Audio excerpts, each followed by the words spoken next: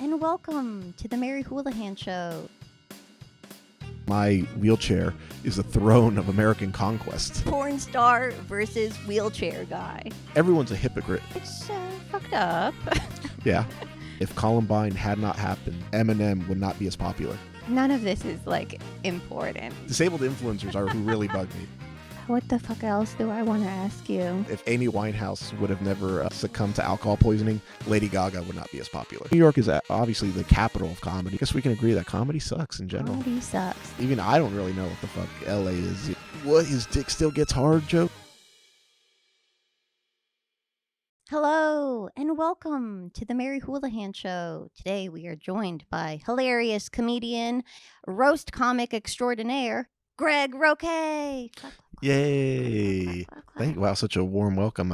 Thank you for having me, Mary. This is exciting. You know, I know we've met only once, but now we get to have a nice conversation about life and death and the state of the world. So I'm very happy to be here. So we met at Orly Matlow's show, War is Stupid. Love you, Orly. And we had a brief conversation backstage where I was like, this guy knows ball. Do you know what I'm talking about? You're wearing a soccer jersey? I was wearing a soccer jersey, but we were talking about how I'm Irish and you're Mexican and how historically we both have become cops to become white. Yes. Yes. Yeah, no, we there's been a lot of great articles coming out about sort of how certain minorities have kind of approximated whiteness or been adjacent to whiteness through law enforcement. And obviously now here in the city of LA, we have ICE raids, and we see that that so many of the ICE agents are of Hispanic background. You have an ICE agent named Ramirez, deporting someone whose name is Ramirez, and even with a like Border Patrol, I mean that's kind of like, again, co-opting sort of like Mexican identity and the former sovereignty of there to uphold these structures that we have in place. Yeah, it's fucked up. Yeah. I get worried when I see Democrats. Of course, we should talk about race. Racism is real, but it's like when they talk about race, they're not like winning Latino voters. It seems to not they're not into that or something. And they're also, because of the war and the genocide, they're also losing all these brown Muslim voters. And they seem to think that if they keep just talking about race in this shallow way, that we'll get all the non-white people. And they're like, I'm so worried about this. I remember reading this memoir by some former neo-Nazi who later left and started his own anti-racist organization, and he was talking about how a lot of the discourse around race, because it's so shallow and because it's kind of just used as it's not used critically, it's just used as a something to bludgeon people with over that's created the circumstances that are ripe for the identitarian politics we see that are so popular now, whether it's here in America or in Europe. Yeah, and it's just worrisome that we keep saying, oh my God, ICE is racist, and it's no Latinos are going, oh no, they're racist. They're just so what? Yeah, the worst part is the racism. It's not the Right. extra legal locking up of children and stuff. Right. Yeah. This is fun. This is fun. So yeah, you're a really funny roast comedian. I was looking at your Instagram, and it's funny. They are really funny roasts, but they all have the very clickbait Instagram. You don't make them. Someone else makes the titles that will be Cholo versus Crip or porn star versus wheelchair guy. I mean, I think one of the necessary evils of promoting yourself is you kind of have to commodify yourself. Yeah. And so yeah, I know I'm a cripple in a wheelchair, so I personally don't mind it. Yeah. That, that's how you get engagement. Yeah. And also at least we can get more into sort of the subtext and politics of roasting. But for me, I love roasting because I want sort of my I don't know, I don't want to say vulnerabilities or undesirable qualities to be at the forefront, because I think that that is sort of the representation I'm looking for. Like when I say, I want equity, it's like, yeah, I want to be made fun of just like everybody else, as as long as I get to participate in the joke and I'm not the joke itself. Yeah, for sure. My ex, his sister, she has spina bifida and she's in a wheelchair, and her husband is in a wheelchair. And it really opened my eyes to a lot of things, like mostly how just like nothing is accessible, or like any restaurant we go to, it's like they might technically have a ramp, but it's not like usable at all. And yeah, it seemed very frustrating to maybe have people be patronizing. And I would imagine being a little stinker and joking around and being offensive is fun. Well, no, it very is fun. I think with my gimpishness comes impishness. I like being a scoundrel and that kind of stuff. So you kind of have to be in order to navigate this inaccessible world. And so and also it's funny you said like patronizing. Like I want to be patronized in the sense that I just want to be a patron at a restaurant, but we still have really a long way to go. Like again, we were talking about how inaccessible New York is. Yeah. And I love that city. And like there's a lot of cool stuff. Like one of my favorite art theaters is there, but I just can't get around unless I have Uber after Uber and people with me helping me up some streets that don't even have curb cuts. Mm-hmm. Are there places in LA where you can't perform? Like if it was just me, you mean? Or Yeah. yeah, I mean, yeah, there's some. I mean, I've like this has been a contentious issue in a lot of like the wheelchair comic space. And there's just a lot of stuff that's been grandfathered in, and that they find loopholes or just ways out of like ADA regulations if buildings. I forget if it was built before 1980 or whatever it is.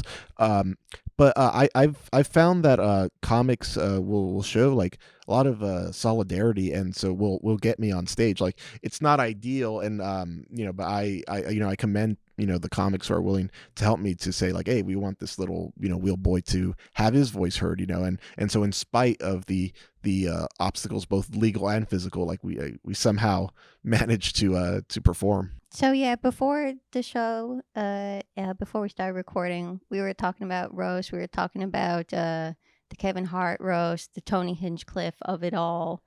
What do you make of this stuff? Like, I guess first of all, I remember seeing some comics in New York back in the day being like, "I hate roast. I'll never do a roast," and I've never done a roast because I'm scared. um, but I don't think that's really right either. It's complicated. Like, I get like some of the criticisms with the Kevin Hart roast were around like the George Floyd joke, and how a lot of the writers were white, and there was a lot of anti-black jokes and stuff. And like a lot of it, I think what I like personally about like roast battle, I'm talking about like the one-on-one duel, is that it is personal. And so I feel like even if the ableism or anti-blackness or any sort of bad ism comes through, it's through camaraderie and friendship. We were talking about how it's Cholo versus Crip. Well, it's like that's one of the few shows I've seen where you had like two Mexican Americans like headlining the show. Yeah. That wasn't like in a southeast LA. So it's like again I think again nothing's gonna be perfect. But for me, I think the best way to kind of get noticed and to rattle cages is to be loud and obnoxious and be at the forefront of any sort of public humiliation. For sure. What do you think about Chelsea versus Shane? I think Shane's funnier. I like my guy Shane, but no, I like the thing is I like right now the Austin scene gets a lot of heat because they're like, oh, you're just platforming. A lot of people are using jokes as a guise for racism, and there's validity to that, but like again, Chelsea Handler has built her whole career on fetishizing black men and, her little sidekick, her little Mexican. And so I just, I think it's really hard to navigate, because if you want to be edgy, if you want to do the stuff that's gonna like I said, rattle a few cages or whatever, like you can't be sanctimonious. Like if you're like, I truly believe nothing is off limits, everyone can be made fun of, then you can't come and be like, oh, you guys are being racist, especially when you've done that. I feel that's like, everyone's a hypocrite, but I think when you're sanctimonious and holier than thou, that's when hypocrisy is really the worst part of it. Yeah, I'm always complaining about. It's like, obviously the Rogan verse is annoying. We all get that. But I get more annoyed by the people that like complain about it incessantly, because I do sometimes feel like it's a way of, I guess, virtue signaling. I don't really like that word, but it's just like, these guys are so awful and I'm so great. And sometimes it's like, I know you're not great. Shut up. Yeah, exactly. That's the thing. Like I said, I understand, the hypocrisy of me going up there like, yeah, I want, positive representation for disabled people. But again, there's that like just inherent exoticizing of myself, and oh yeah, I'm this strange object, I'm being objectified, and I get that. But I don't know, I feel like the fact that I at least I get to choose it makes me feel like I have some agency Yeah. in it, like I think that's some of the things people leave out, where, if people volunteer for this stuff, like I think anything is cool if it's consensual and it's mutually agreed upon. Like when you're doing if you're doing a stand-up thing, you start randomly just targeting George Floyd or something, or you're like, okay, well, like that came out of nowhere, but if you're battling a guy who's been arrested or something, and you want to evoke that imagery, I mean, that's between you and him. Yeah, I really don't like the like comedy civil war thing. Some people call it that. It makes me feel like, I mean, none of this is like important. No, But it is. it makes me feel like it is important to have like people who are edgy but like super super funny, or edgy with like something smart or a twist there, or some people call it like dark woke, where it's, you're edgy and offensive but people probably assume you're a leftist or something. Yeah, I mean, the culture war is inescapable. Like, I mean, you go back to, the '60s. Like, I mean, there were Dick Gregory was doing, segregation jokes at the height of the civil rights Yeah. movement. So it's whether we like it or not, we're gonna get thrust into it. Yeah, like, yes, obviously there are more important matters at hand, but I mean, I think, like I the one thing I don't like is when people say like, oh, I don't really want to choose a side. It's like, to quote the late great Howard Zinn, it's impossible to be neutral on a moving train, And so, like, I don't know, I like to think of myself as dark woke. Like, I in the last hour that I did last night, I had some jokes about that little thing going on in Gaza. And oh yeah, that little thing. yeah. And I made sure to talk to some of my Palestinian friends, because like, I want to make sure that even though I'm, saying Palestinian, talking about Palestinians, that I'm centering the struggle, and like that, like this sort of violence is the only currency, empire understands. Like, I hope that comes through. And that's the thing, because like, I don't mind if something's provocative or edgy. I just don't want to inadvertently or intentionally hurt the people I care about, and I don't see why that's so hard for people to grasp, Yeah, for sure. So you're saying like you had a joke about how like violence is warranted when you're under occupation. Well, more so it was so I was talking about how basically I was centering myself as, like, disabled people are often seen as the meek and most defenseless and like socially invisible members of society, and how, this wheelchair, it has titanium from Chile, which I'm sure you remember Pinochet. I know you weren't born yet, but Sure. and then the cobalt comes from Congo, and we took out some prime ministers there and Yeah. everything.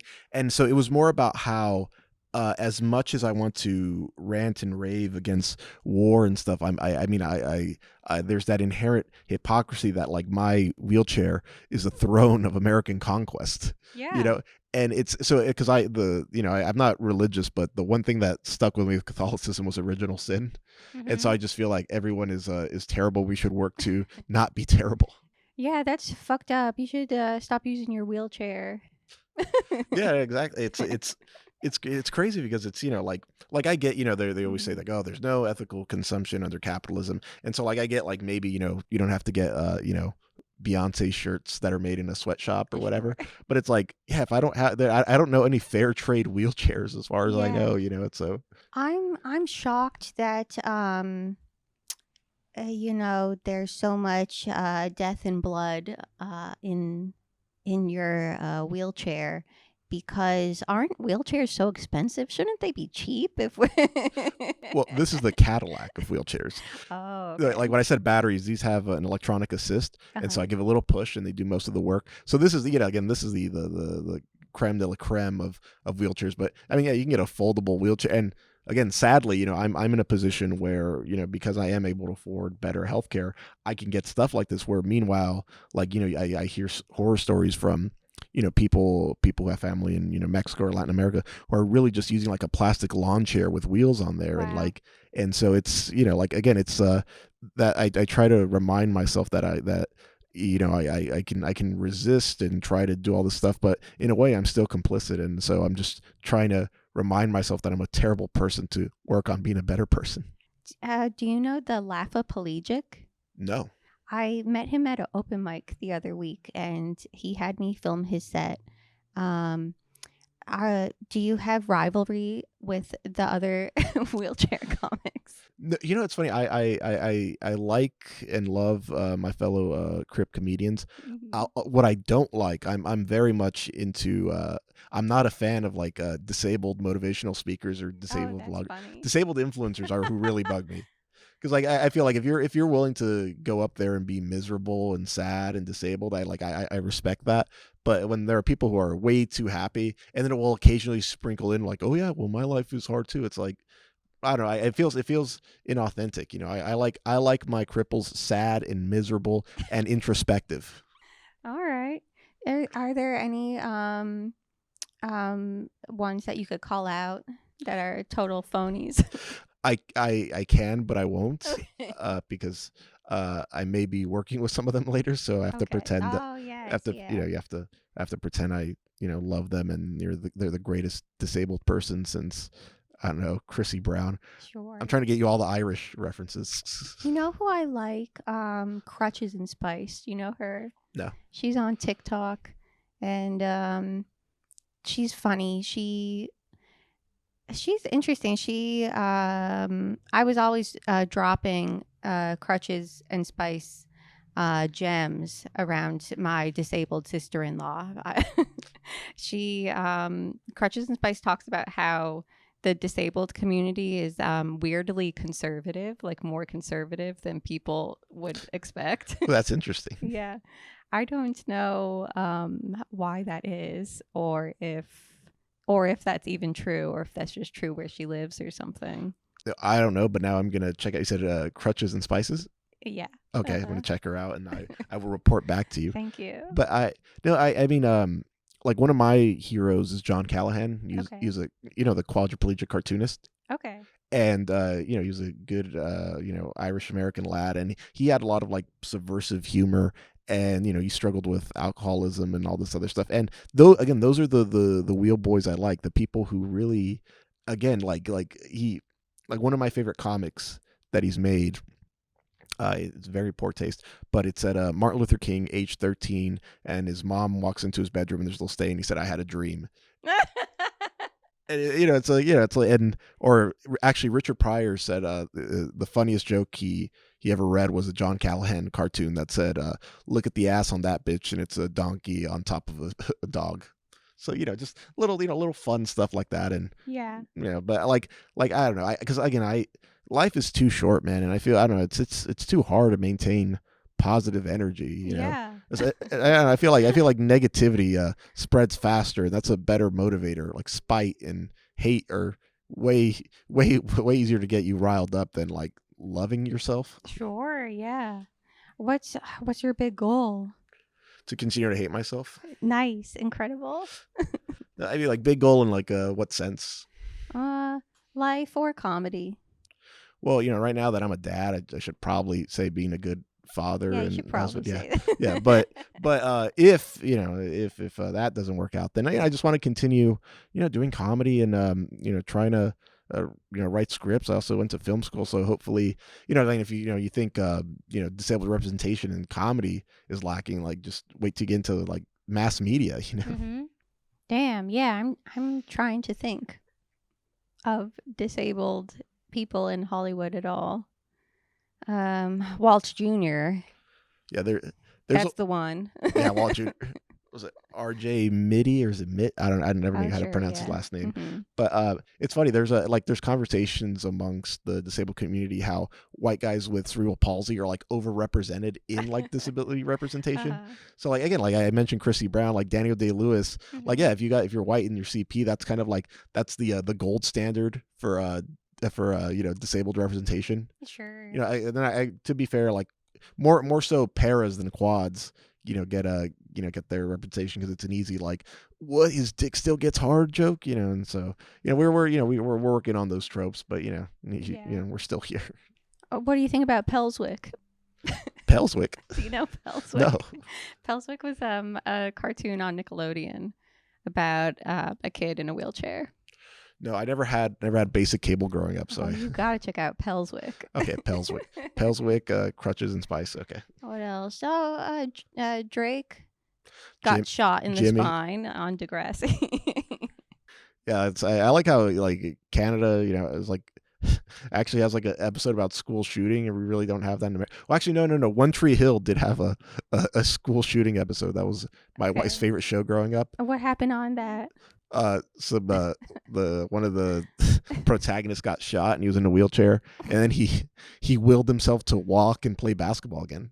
He willed himself to walk again? Yeah, like he had the stereotypical like disheveled like bearded cripple just in the corner like I hate my life, and then one day he just goes in the pool and instead of drowning he floats and he's like, okay, I'm gonna get better, and then like 2 episodes later he's like walking without crutches. Nice, realistic. Yeah, okay.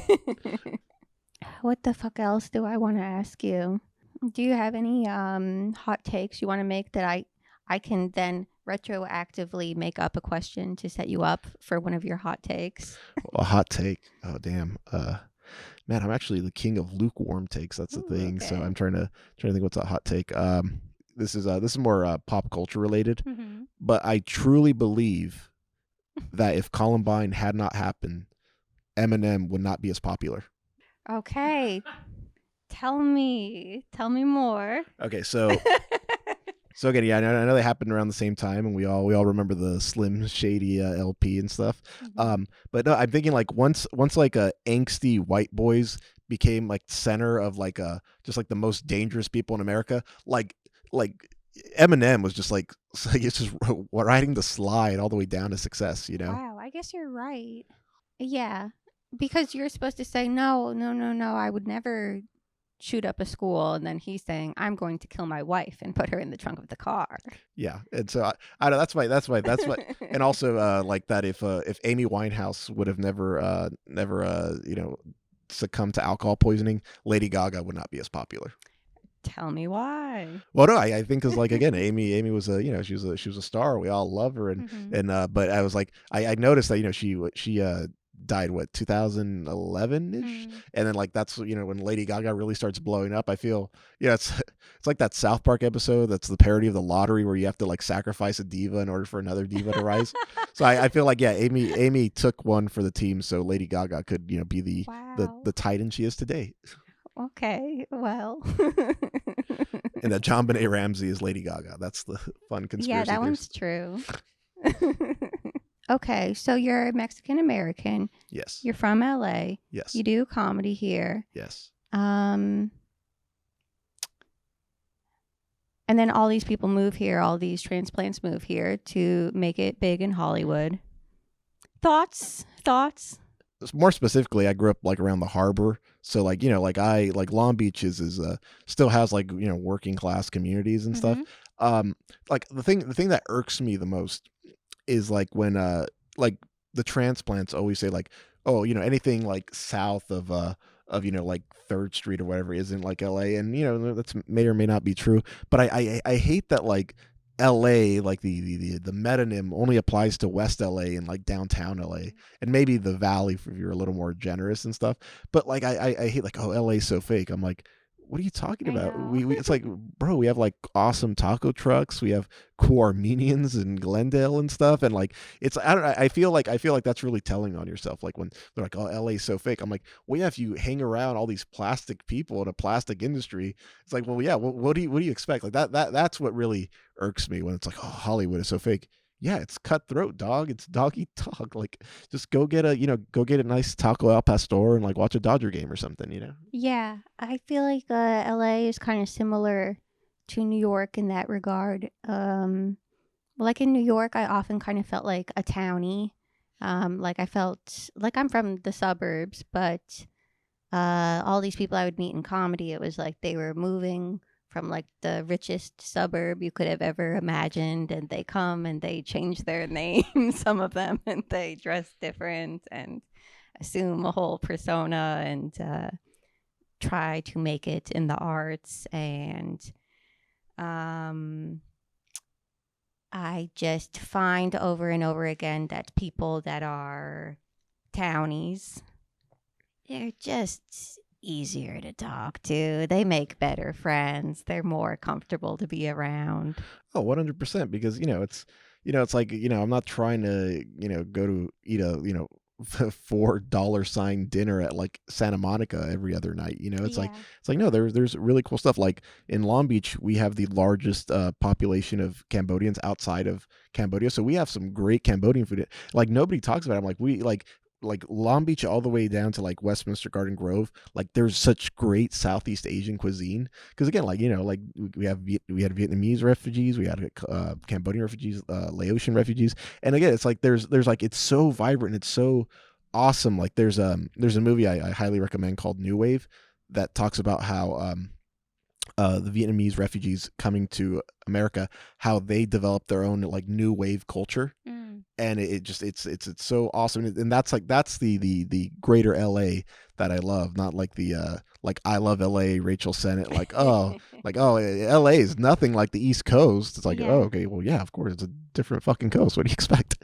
Yeah, I think there's some people who think LA is the West Side and Santa Monica, and then there's people who think LA is Silver Lake, Echo Park, Los Feliz, but they think that they're very progressive. But it's funny because like a lot of the crazy leftists I've met, like the anarchists and everything, Hmm. they're hanging around Long Beach because that's where like Long Beach and San Pedro was someone like Joe Hill was organizing. Mm. And so like again, these are some like deep cuts. Like if you want a folk labor hero, you want a real wobbly, like it doesn't get much better than Joe Hill. But like again, like that's those are kind of the cool little secrets, or I don't want to say secrets, but the stuff that the actual locals who care about the city and its history, that's the stuff we're trying to preserve. So I probably told on myself, and so hopefully I don't see free Joe Hill stickers anywhere. Nah, I don't think people will drive down there. I think you're good. Okay, I'm just making sure. Right?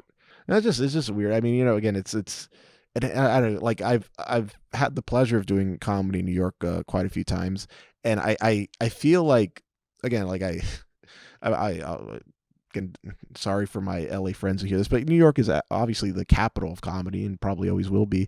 But it just feels like there's so much more diversity in terms of shows and voices, like more alt shows, where I think we were talking about before the show, like everyone here is just trying to get just trying to get their nice little their little reels for their booking agents, and Oh, sure, yeah. it's I don't know, I'm fascinated by the artifice and the plasticity of when I say LA, I mean like the Hollywood types, because I don't know, it's I don't know, it's just so it's a fascinating simulacrum, and I don't know, like I know I feel like I get so I don't know absorbed into it, because it's like my understanding of where I grew up in a way is made up by all the images I've seen. So even I don't really know what the fuck LA is, you know? Yeah. Damn. Yeah, in New York, well, it's denser. Everything's closer together. So in theory, you could do an alt show and a urban show and a club show all in the same night. Can you say urban show again? I like when Urban white show. ladies say that. Well, there's chocolate sundaes here at the Laugh Factory. Don't you have to sign up and then they put you on 10 years from now? Yeah. Man, guess we can agree that comedy sucks in general. Comedy sucks. No, comedy is good. Yeah, I think it's good to be able to perform every kind of place. I've said this before, but I feel like I fell into like the alt scene and stuck around there too long. Now I feel like I'm like, oh, I have to like spread out and go everywhere. Well, it's better than being, hooked on the alt-right scene. Yeah, that's true. But yeah, I mean, you got an alt vibe, and that's why we love you. That's why we're like, Sure. damn, we're gonna tune in and hear what this alt lady has to say about urban shows. That's right. Yeah, when I started comedy, I feel like a lot of shows I was on, I would be like the white girl on the lineup, and then clap, clap, clap, give it up. Yeah, and then after a while, it's all white people doing ironic impressions, which is fine, but I don't know. Yeah, but after the 8th comic, you're kind of like, all right, I'm gonna get away from the Lycian. Yeah, and to be honest, I feel like no one ever says this. Like I feel like back when TV was more cooking, TV's not really cooking right now. I think people were like, well, the alt scene is where like casting people are going, so I should go there. No one ever says that. No one wants to admit that. Yeah, I think you were 20 years too late to Mr. Show. Sure, yes, yeah. But the people that were casting like every Comedy Central show, Netflix show, every like comedy sitcom, they're all going to Union Hall, UCB, type places. It's a safe bet, you got they got their reputation for a reason. Sure, yeah. I have to ask because you said you are Irish American. You've been to Ireland, right? Yeah. Okay, because Ireland is like where I was treated like a king among men, and that's my favorite country to visit in Europe. How so? How did they treat you like a king? Well, again, like you tell your Irish kin that you're a Mexican, and they love you. Like an Irishman never forgets, and so I remember I had this driver, and we're talking like, oh, I'm from Los Angeles, and like my parents are from Zacatecas, and he was like saying, oh, it's wonderful, and this driver had a pin that was the Battalion of Saint Patrick. Yes. And he gave it to me. He's like, oh, well, you're Mexican. I think you need this more than me. And that's my most like prized possession. I'll never forget Mark Cavanaugh. He's a good guy, and I hope he's doing well. And he probably won't watch this, but I love you, and I think about that pin every day. These were Irish American soldiers that defected to Mexico, right, to fight against America. Yeah, well, majority of them were Irish, but they were also just Catholic. So you had like Spanish and Polish and all this stuff. But yeah, Battalion San Patricio. I think that's happening now. People think I'm crazy when I say this, but ever since they announced the new pope, who's like, a guy from Chicago, I was like, he's about to say some shit about Gaza. He's going to be saying that like Americans are funding all the horrible things in the world. Just you wait. He's going to try to like separate Catholics from evangelicals because we've been locked together for the past 2 or 3 decades. Yeah, at least Catholics have principles. Like Catholics were the original anti-abortion people. Yeah. Evangelicals just started doing that because black people were allowed to vote. I know, right? Yeah, like I always like reminding people that we're like, oh, we vote. Life has always been sacred. No, it was just when the government said you have to let black people into your businesses, and Jerry Falwell was kind of like, well, I hate women too, so let's work on that. Yeah, I think not everyone gets it that like, oh, why are more oh, we thought we would get all these white Americans to not give a shit about Palestine. Why are they caring? And people like really don't get that like Catholics are serious about life. Like people in my generation, they don't give a shit about abortion, but like our parents and aunts and uncles, like it's not cool to do a genocide. It's not cool. Well, you sound like the Geneva Convention. I mean, it's kind of the main commandment to not kill. Yeah, well, I also, one thing I found interesting is like, because growing up, the way it was framed was very much of like like Judaism versus Islam, which is, it's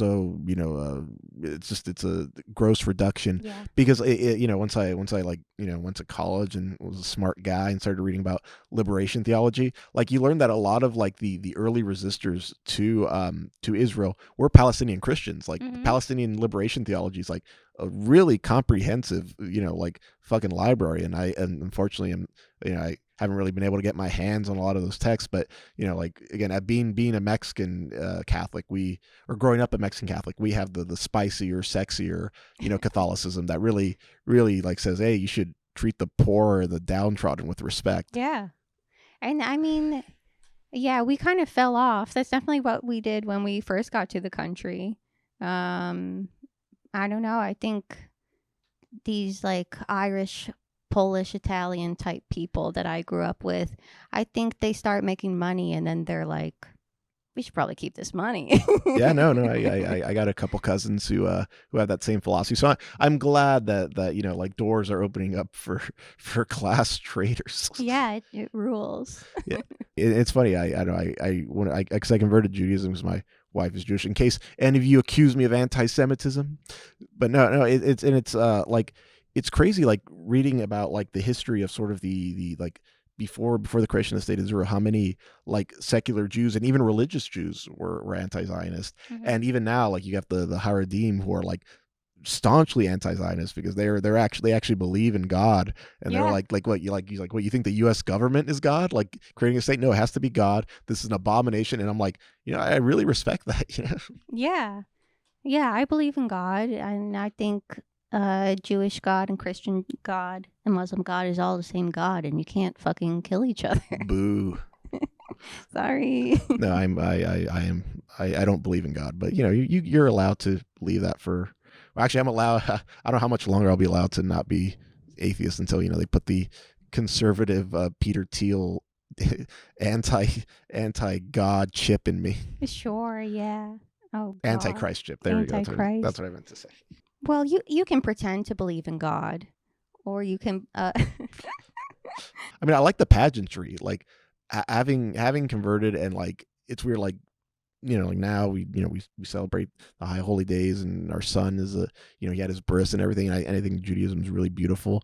But as I drifted away from like my Catholic background, and I started looking at more stuff like Pope Francis and Pope Leo, I was like, man, the pageantry on Catholics and the stained glass, man, that shit is awesome. Yeah, it's cool. Aesthetically, I'm like, it is the prettiest religion, in my opinion, anyway. You gotta give it up. So, how did you become totally based? You mentioned Howard Zinn before. Were you like reading that when you were a kid, or? No, I really didn't start reading books until high school because I'm a little ADHD spaz, and so like like TV was the only thing that would keep me grounded. But after my spinal cord injury, when I couldn't like really move around as much, I'm like, oh, I should probably start reading these books and audiobooks. So it was around high school that I got into God, I don't even want to dignify him by saying his name, but Chomsky. Yeah. and yeah, so like Chomsky was I think it started was like probably like Carlin to like Chomsky pipeline. And then from there you read Howard Zinn, and then the fancy friends are like, oh, you got to read Homi Bhabha, and then you got to read Edward Said, and then like, oh, you got to read Bell Hooks and Angela Davis, and I'm like, oh, okay. And so I'm happy to say I've like half read all those authors, and so I think it's I find it fascinating. Like I'm someone who can live inside of his head the entire time, which I basically do live inside my head. That's all I am. But yeah, no, that's it really, because when you're disabled, again, like I think once something really happens to you, that like you're kind of like, hey, maybe this is happening to other people, and I should concern myself with that. Sure, yeah. Damn. Yeah, I think all those people you mentioned, Howard Zinn, Angela Davis, all of them, like Howard Zinn and Howard Stern, those are the two most Stern. the fundamental people. Yeah, I feel like they really make you realize, and also like it kind of affirmed what I was always hearing grown-ups in my family talk about when they talk about Irish stuff. Well, okay, so they'd be talking about, oh my God, look at the New York Times. They're saying that the IRA is terrorists and they're crazy, but they don't say anything about the British. They act like they're normal and neutral, and they act like we're crazy terrorists. And you read Zinn, which tells you like a neutral, balanced history instead of saying, these are the good guys, these are the terrorists. You just start noticing it when you read any newspaper or any history. You just start noticing, oh, this person obviously has a bias, and maybe I wouldn't have noticed that. Well, yeah, I mean, that's why we got the original base god Nietzsche, who, when I remember reading him, like, what, you're telling me morals are just like aesthetics? What the heck? and then that's a great way to get into like, oh, okay, well, yeah, I can see why the IRA was doing that, Yes. What choice did they have? And I had some, when I went to film school, I had some posh English friends, very, very, across the pond, stiff and proper English men and women. And I'd always like just harass them by saying up the raw. And they're like, oh, and there's a guy who's like, oh, you people don't talk about what the Irish have done to the English. And I'm like, as a retaliation for hundreds of years. Yeah, and also like no one talks about it. The New York Times, the BBC, like every major corporate media talks about it. Are you a fan of Neil Jordan? I know. He's an Irish director. Know him. He did The Crying Game. Okay. Interview of a Vampire. I think that might be the one. Oh, sure, yeah. But yeah, no, he's a good Irish lad, and he's made some cool stuff about the Irish War of Independence and the Troubles and all that stuff. So yeah, write down Neil Jordan, that little notebook of yours. I will. Crutches and Spice, and what was the wheelchair Nickelodeon show? Pelswick. Okay. You gotta check out Pelswick, brother. Whoa! You put a little stank in that, brother. You see, you're disabled. I think you're gonna like this other disabled guy. Yeah, that's right. Do you have sick plugs? You don't know where your special is going to be yet. No, I'm still. Well, one, I gotta like get the footage and edit it, but no, we are talking to some distributors. Worst case scenario, it's just on YouTube, and you just type in Greg Roque and you leave it in the background and leave it on autoplay so I can get that sweet monetization money. And but no, right now I'm actually happy I'm done recording the hour because I can like focus on being a father, which I should have probably been doing for sure. But yeah, I don't know, like right now I just want to focus on my little guy. He's taking steps and he's super cute, so that's the only plug, that I have a great wife and a beautiful little son. That's right. Check out Greg Roque. He's honestly so funny, like honestly though. Okay, thank you. Bye. Bye.